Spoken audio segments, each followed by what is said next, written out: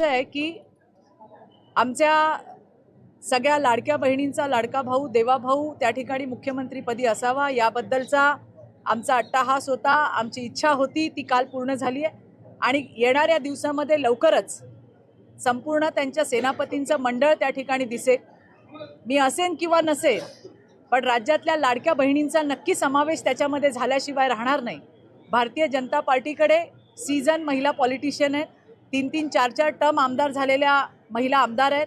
आजही सगळ्यात जास्त महिला आमदार या भारतीय जनता पार्टीच्या आहेत। मागच्या टर्ममध्येही सगळ्यात जास्त महिला आमदार या भारतीय जनता पार्टीच्या होत्या। त्यामुळे येणाऱ्या दिवसात लाडक्या बहिणी तुम्हाला मंत्रिमंडळात नक्की दिसतील। थँक्यू। महायुतीत अजूनही एकवाक्यता दिसत नाहीये, एकनाथ शिंदे अजूनही समाधानी दिसत नाहीये असं तुम्हाला वाटतंय? असं काही नाही आहे। तुम्ही जे दाखवताय किंवा ज्या बातम्या तुमच्या माध्यमातून येतात ते काही सत्य